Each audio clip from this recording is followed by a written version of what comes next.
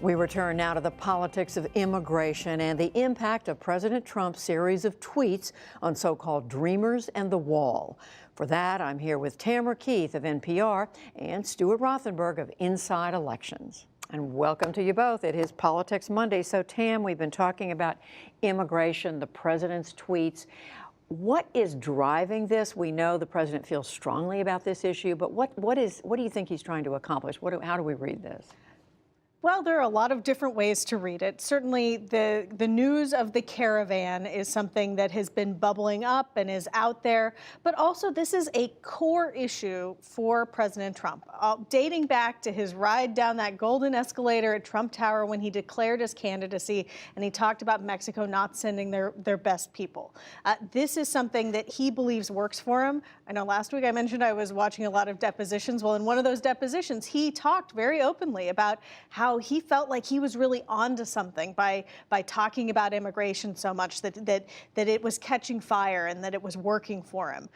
And so this is, in some ways, a base play. This is about riling up his base in a midterm year and following this big omnibus spending bill where the president didn't really get that much wall funding, and there were a lot of Democratic priorities in that bill. So, Stu, is it likely to help the president with his base? What effect does it have on voters?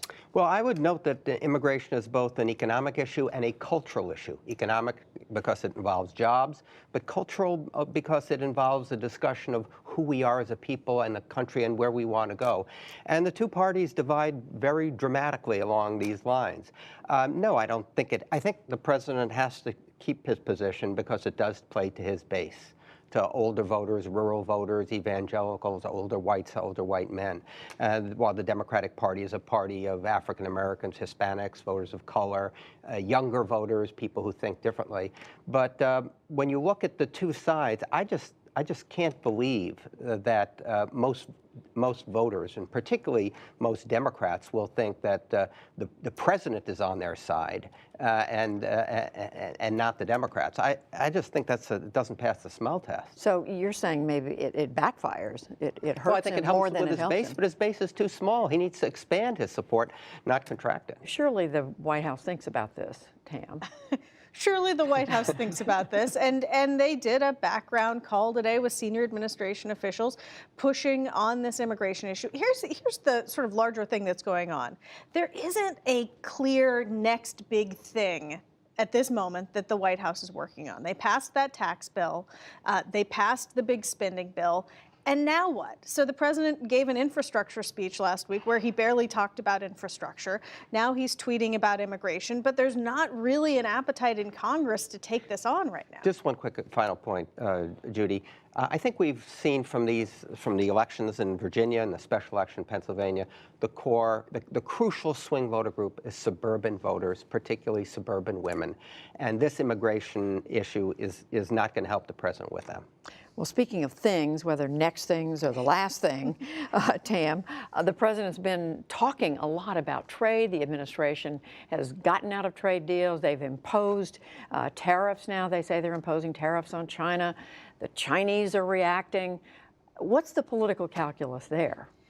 This goes back to exactly what we were talking about before, which is it's all about the base. And this is something that he campaigned on. Going tough on trade, going tough on China.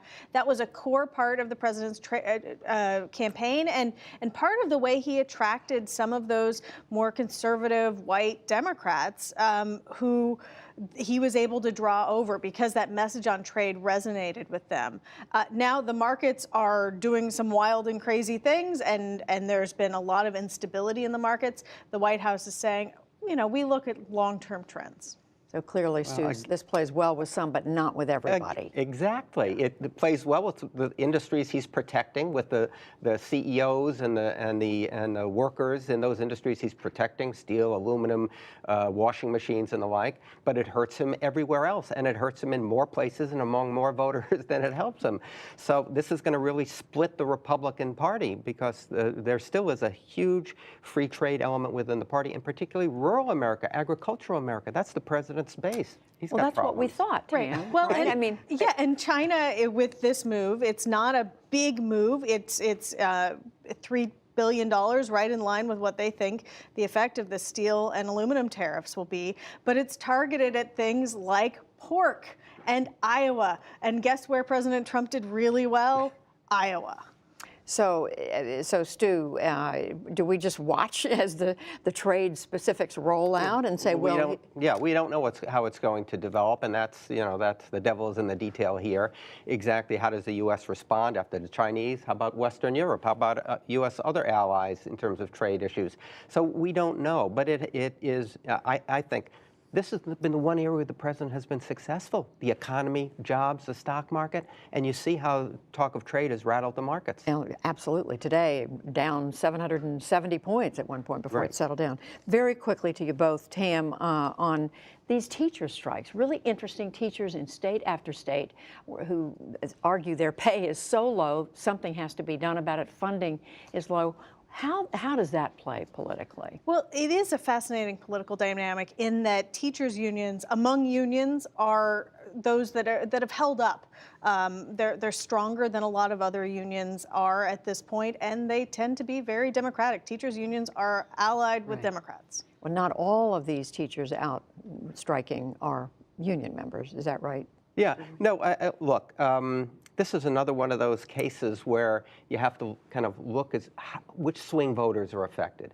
And teachers tend to be disproportionately female. They talk about kids and families and education and just the sorts of issues that resonate with which voters? Suburban voters and suburban moms in particular, swing voters.